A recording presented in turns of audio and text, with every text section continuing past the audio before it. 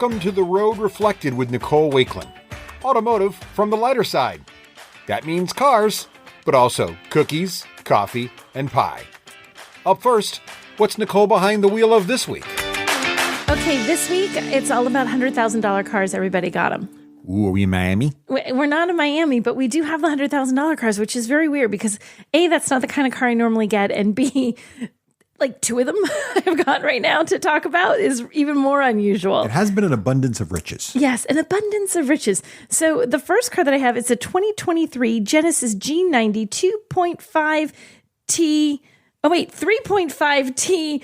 Oh my gosh, supercharged all-wheel drive. It's all new this year. It's a full-size sedan that's loaded with luxury features. Monroney Moment. Okay, so what this car has is a 3.5-liter V6 with a supercharger. It's 409 horsepower, 405 pound-feet of torque, 8-speed automatic, starts at $98,700. The way it's equipped when it was sitting in my driveway, $100,370. Also the longest name that I swear I read that 3 times. And then when I had to say it, I was like, wait, 2.5, 3.5, what is it? So that is what I have this week. That is a fancy pants vehicle you got there. It is a very fancy pants vehicle. It truly is. So this is a full-size sedan. It is sort of like the top, I guess, in sedan terms of the Genesis lineup. And it's all new this year, so they've redone everything. Mm-hmm. It got actually a little bit more expensive than it used to be. But it's on the outside, it's very unassuming. Like you saw it sitting in the driveway. You're probably like, white car. It's a mild-mannered fancy vehicle. It's a mild-mannered fancy. It doesn't look especially fancy. Then you walk up and the handles pop out. Not like some handles where they pop out like at an angle. Yeah. These like just pop straight out. Like it's little, It's for the low-key big spender. Right. You know, you don't want to be like yelling your got like money. You want to have a fancy pants luxury car. You want to have something that drives beautifully, that has great power, has a beautiful interior, but you don't want to scream it to all the neighbors. Right. You don't need people to know. You don't need people to know. You can know. You can know. And while you're inside, you're in this world of luxury. From the outside, it's like a normal sedan. Right. And the people in your car, anybody that gets in is going to say, wow. It's like a TARDIS. Whoa, it's just different on the inside than it is on the outside. Instead of bigger on the inside, it's different on the inside. Right. So outside, like I said, really mild manner. But when you get inside, oh, good gravy. There is so much. There's luxury everything. There's not a section, piece, panel, corner of this car that is not touched with something beautiful. There are Nappa leather seats. There's microfiber suede on the headliner and the A-pillars. The pillars are like, A-pillars, one between your windshield and your front door. B-pillars, the next one. Sure. C-pillars. So there's like microfiber suede stuff in there.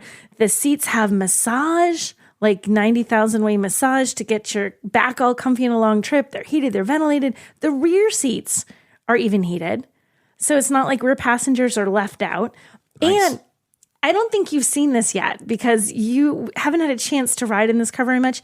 But the rear seats, it might almost be the best place in the car to sit. Do they have massaging in the back? That's not even enough. You sit down in the back. First of all, the center armrest flips down and you have your own little screen where you can control the sunshades on the side to bring them up and down. There's a touch screen for the sunshade? Yeah. Ooh, that takes to the next level, this whole like Rivian vent control situation. And then there's a touch screen for the sunshade that actually goes, or privacy screen, however you want to look at it, that also goes on the rear glass. So you can completely like so you can kind of black out the back of the car. Yeah, you can be like, hoi polloi, you stay outside. I'm inside my luxury car. Then the seats actually recline. So they recline a little bit. Like you can sit very upright. Like an airplane. Like kind of, but not with a bam that you hit the passenger behind you and they want to hit you. Sure. Super plush. The headrest is like a pillow. I mean, it really looks like it's squishy, like a pillow. And you can there's a little button on the side of that center console for the rear passengers where you can adjust your headrest. Just a little pillow up higher, pillow up lower. Automatic? Yeah, like a power pillow headrest adjuster. Power pillar adjuster. Power pillow. Say that 5 times fast, right? Not done yet. So you can also then, if you're sitting on the passenger side, you can push this one button and the front passenger seat, as long as there's no one in it, it will move all the way forward and the backrest, it tips forward like it closes, right? So nobody can be sitting up there. Moves all the way forward. Then your seat reclines back a little. An ottoman? And you have a footrest. So the passenger side of the front of the car becomes the ottoman for the person it doesn't lounging become in the back. otton. There's an actual little leg rest thing that puts there's an up. actual. There's a leg rest thing that the puts ottoman up. extends out from under your seat. So it's like now you're like one of those executive- AMC movie theaters where the seats recline and the little ottomans come. Yeah, on. but none of the sticky popcorn and soda to deal with unless you're really slobby in your point. car. Yeah. So it is super comfy. It is really Wow. so. Yeah. So and of course you can also control the AC and you can even control like the music that you're playing because presumably if you're that So passenger, you're being lounging driven in, the in back, this car. Like you're like, Jeeves, take me to the right. airport. So it's wonderful to drive. I mean, it has an incredible amount of horsepower. 409 horsepower in a sedan is nothing to sneeze at. I mean, you hit the gas and the thing moves, and it moves very quietly and very much like it's very muted on the outside. It's very muted in the like. Okay, I'm going to accelerate really strongly, Even though but it's I'm a not gas engine. Still got I'm not going to ruffle any but feathers. I'm going to accelerate with aggression, but nicely and super quiet and super smooth. Like you don't feel. The roads here, it's New England, the roads are garbage, but you don't know it when you're driving this. Like, forget getting your town to fix the potholes. Just go buy yourself a G90 and you won't even know you have any potholes. Wow, that's pretty impressive. So it's absolutely beautiful. It is so comfortable. There's even buttons. Okay. I didn't get to ride in this one. Now I'm very jealous. I know. Well, we'll get you to ride in this a little bit more. So there's even buttons. You don't have to pull a handle to open the door. That's like a heathen. Like a heathen. Who does that? Right. You push a little button and it pops open a little bit. Like it unlatches and pops open. And then you can just like so it's not a full powered, like not a gull-wing powered situation. No, it opens like a normal door. It's not gull-wing, but even so, it pops open because you wouldn't want it to go flinging open. What if you're in a narrow parking space? Take out some person on a bicycle, right? Or just dent the car next to you and your $100,000 Genesis sedan, right? So then, but then it's like, so once you get inside, then there's a button on the center console. You push that and it goes clunk and it closes it. Oh, so you just got to pull it kind of close. You don't even have to. It can be pretty far open and you can push this little button and it will close it because. So it's okay trapping your children's fingers inside of it. It's just not hitting another person's car. I think it's probably not going to. You know what? Be a responsible grown up and keep your kids' fingers out of the door. I'm just considering the safety concerns. Okay. That's all I'm doing. All right. I feel like they've got that covered. I feel like there's been study.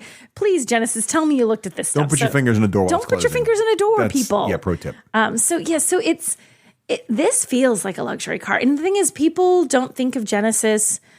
They just don't think of it. Like, how's that? You think of luxury brands, it's still relatively new. Right. And a lot of people don't know that it's Hyundai's luxury arm. Right. But it is every bit a luxury car. And it's not cheap, but it's on par with all those brands that you know, like a Mercedes or a BMW or an Audi or whatever.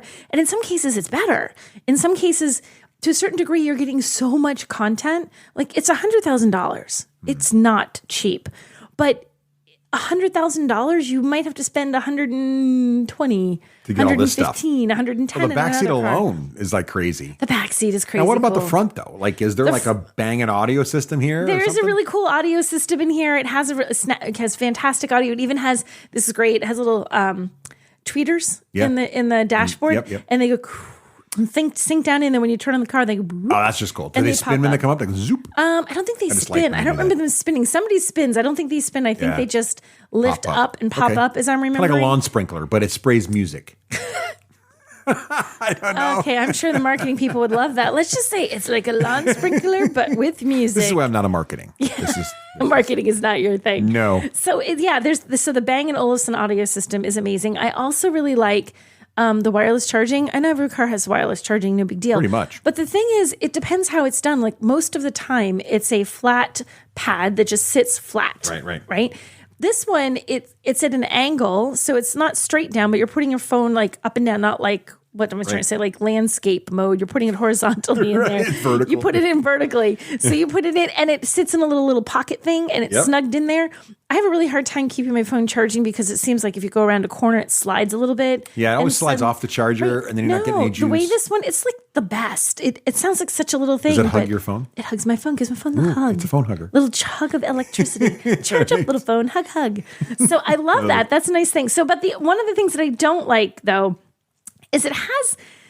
This is supposed to make my life easier and it messes me up. So when you shut the doors, it's kind of like kitchen cabinets that you can't slam, you know? Oh, it's like it wants to kind of slow close toilet seat situation. And it will close at the last little bit. It's so your child's fingers don't get crushed in the door. They figured this out. But when I'm standing outside the car and I go to slam it, I can't slam it shut. So then I feel like, well, now I'm pushing it. Does the remote lock do it? Can you remote lock and close the door? I didn't try to just remote lock and close the door. It might. Okay, it might be but like, what if I just want to shut my door and you're still in the car and you're getting, it's weird. So I kind of fought with it in the front seat. My daughter fought with it in the back seat. It was like, I can't get the right door slammage point. The right door slammage point.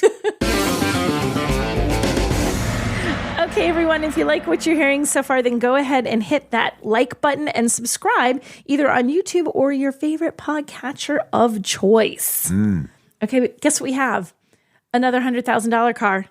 Everybody's got them. Yeah. We have two, so someone doesn't have one. Someone doesn't have one. This next one, though, is actually not $100,000. It is $200,000. Well, why stop at one when you can have two? Why? Yeah, right. More is always better. That's right. So the thing about this is the Mercedes AMG G63, aka the G-Wagon. The G-Wagon. Right? So the thing with the G-Wagon, it's amazing. It's just amazing, period, full stop, that's it. Yeah. But it's so different. And it's not just because it's $100,000 more than that Genesis. It's because the Genesis is a luxury car that doesn't need to tell you it's a luxury car. People might not even notice you're driving a luxury car. The G-Wagon has one job. The G-Wagon is like, look at me. And it's to say, I have a G-Wagon, notice me. Right? Notice me. I have arrived in a $200,000 car. Yes. I have done okay for myself. That's right. That's exactly what it does. This is the car you want to take to like your high school reunion and be like, yeah, you thought I was going to amount to These nothing? are the cars that people are at stoplights going, nice ride. Right? You know, that they literally did that to me at stoplights. Like this young guy, he's got like tattoos and stuff. And I'm like, why is that man trying to get my attention? He's like, nice car, through the window. I'm like, thank you. So this is about attracting attention, and it's a lifestyle car. Like I know it's genuinely incredible to drive. It has a 4-liter twin turbocharged V8, 577 horsepower, 627 pound-feet of torque, 9-speed automatic. It's got power. It's going to move. You smash the gas, it moves. And the exhaust, it sounds amazing. Yeah, the noise. So the performance, there's no question the performance, that whole AMG thing, that's their performance arm. And there's all sorts of AMG'd stuff on this. You have like AMG floor mats and you have an AMG badging and you have like AMG's like components that'll make it drive better. There's a lot of AMG-ness, how's that, to this vehicle. But that's still not what makes it why you're buying it. You can buy a lot of cars. There's lots of choices when you get luxury cars. At this price point, yeah. And you know, not as many as there are at 30,000, but there's still vehicles to choose from. Not all of them will make everyone sit up and take notice. Right. The G-Wagon demands that you sit up and take notice. Yeah, there's a statement being made. There's a statement being made. It is just absolutely beautiful. And the color of the one we had, it was called South Sea Blue Metallic. It was a cool looking blue. It's this really, and it is metallic, this beautiful metallic color and this beautiful bright blue that when you're in the sun, it actually sort of looks almost like the colors changing a little bit. It's not a static color. It's very, very three-dimensional, I guess. It's really, really cool. But it did have depth. It had depth. Depth. There we go. That feels like a designer word. It had depth of color. There was depth in the color. There was depth to the color. You felt like your eyes would melt into the hood. Okay. No? Okay. Hopefully Again, not in marketing. But, and again, you're buying a $200,000 car, so I guess you really don't give a hoot how much the paint cost. The paint, just the paint, to choose this color of paint was $6,500. Wow. Speaking of expensive, we talked about the engine yet? What? What do you mean? Because how many horses are in there? I did. You weren't listening. I think it bears repeating. 577 horsepower. Yeah. That's like, it goes. It does. It goes. It's very good. So when you mash on the gas, the thing moves.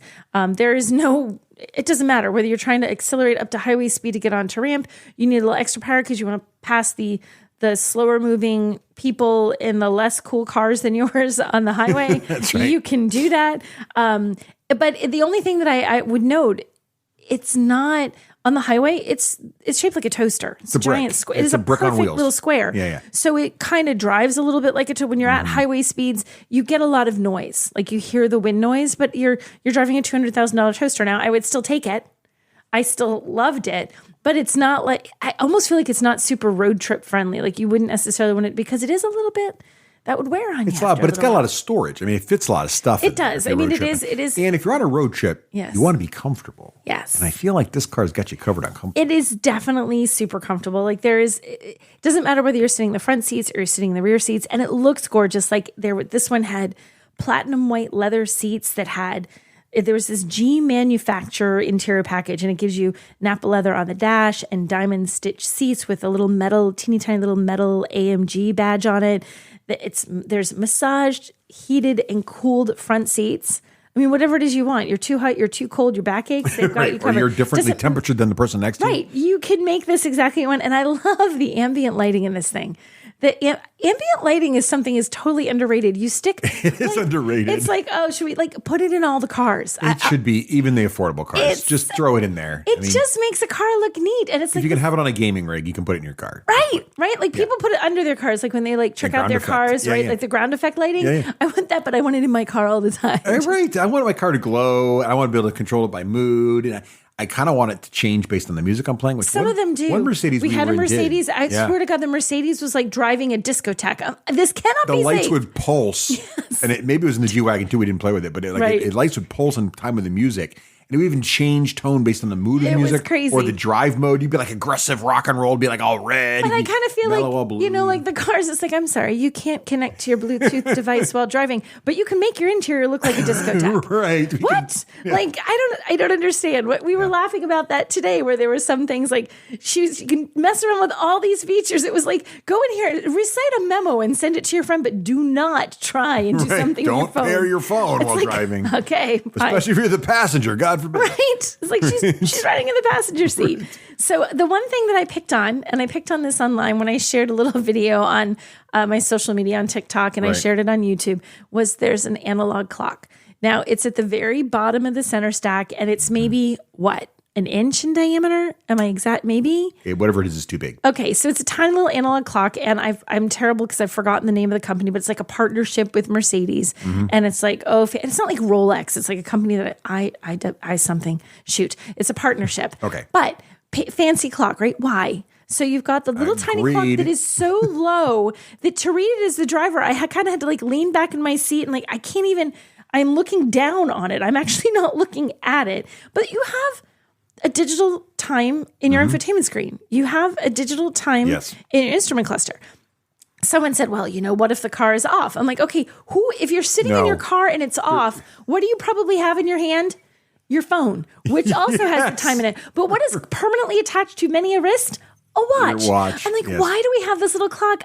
And then when somebody said to me, wait, this is my favorite snark comment. Wait, let me see if I can get it right. It was like, this is vintage, which is something you snot-nosed millennials don't understand. And I'm like, was I just called a millennial? You were. And also, did you just call a $200,000 Mercedes vintage?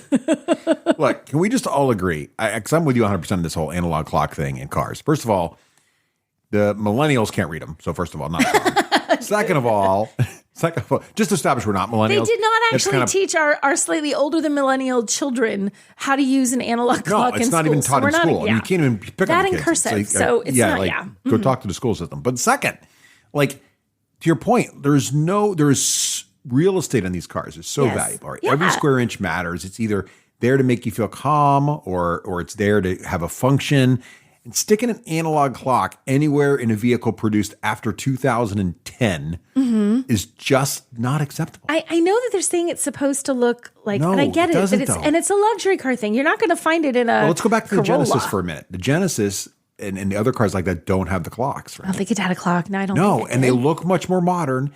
And the car we had last time, the GV70. The GV70 I loved because it felt like Buck Rogers kind of sci-fi with not a single analog clock. You know what you don't see in Star Trek Enterprise? A single analog clock. And that car was made to talk about the future in 1970. Yes. There's no analog clocks in Star Wars. Like there should be no analog clocks in anything manufactured since 2010. You feel even more strongly about this than me, but it's a problem. It's a problem. When they're in the dashboard and they're at least eye level, I'll give them the credit of saying it's eye level. But this one is literally so low, I don't understand. It's designed for people who believe analog clocks represent quality. It's a different generation.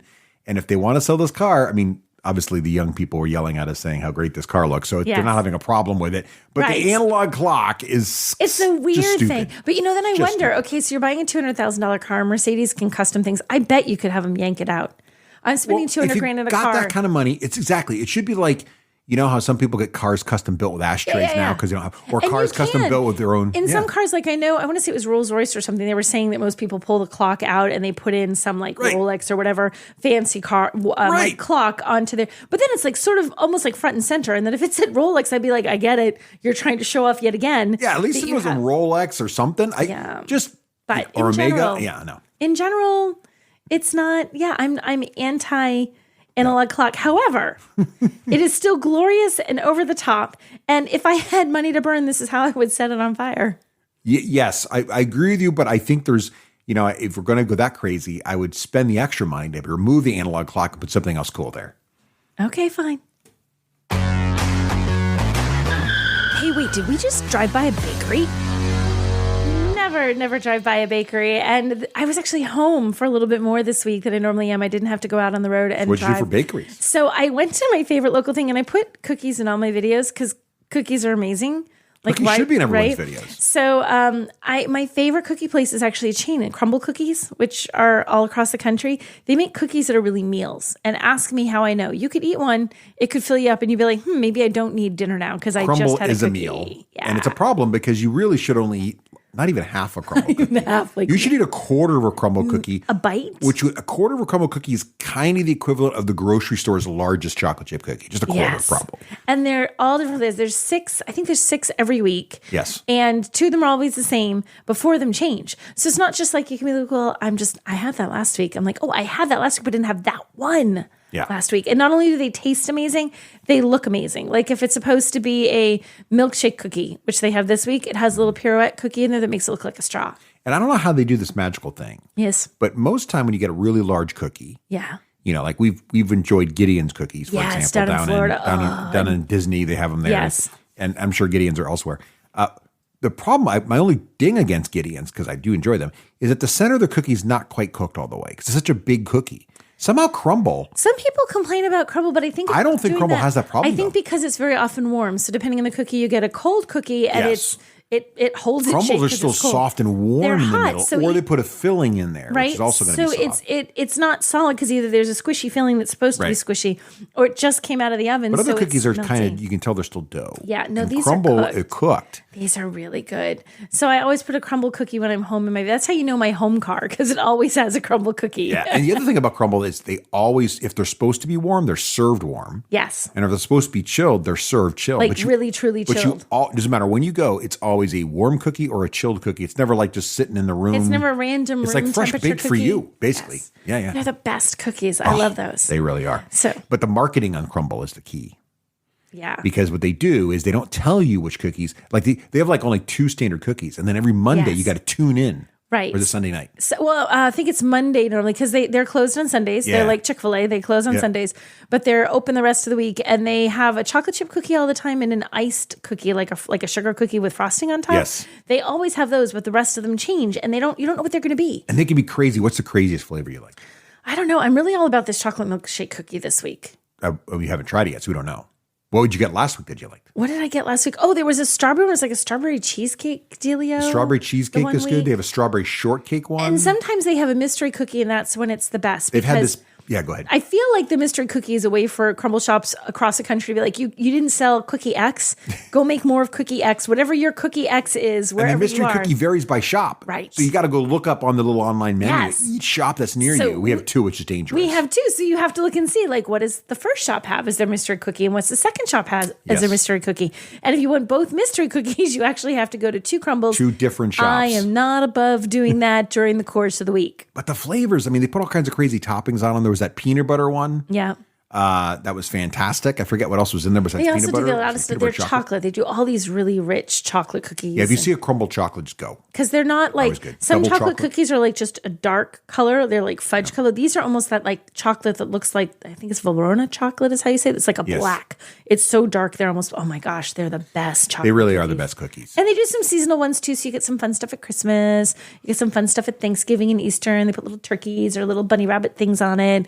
They do really cool stuff. So they're my absolute favorite place, and I don't even have to go anywhere other than right down the street to get them. Do you find them everywhere you go as you travel? I do. I have actually. I found Crumbl cookies, and I used it in videos I did for a bunch of Toyota videos when I was at a Toyota event. So I walk in the morning with it, and they're in this giant pink box. Yep. So I walk in with a giant pink box, and all the Toyota people did two things like, "Oh my God, where you get that?" And you know, we will feed you breakfast, Nicole. And I was like, "No, I realize that." Unless it's Crumbl cookies. But you always take the Crumbl cookies when you have the opportunity.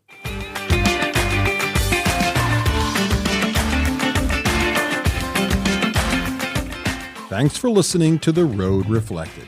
To follow more of Nicole Wakeland's adventures, head on over to NicoleWakeland.com. There you'll find links to her social media from TikTok to Twitter, as well as her work across a wide range of media outlets. Until next time, keep it shiny side up.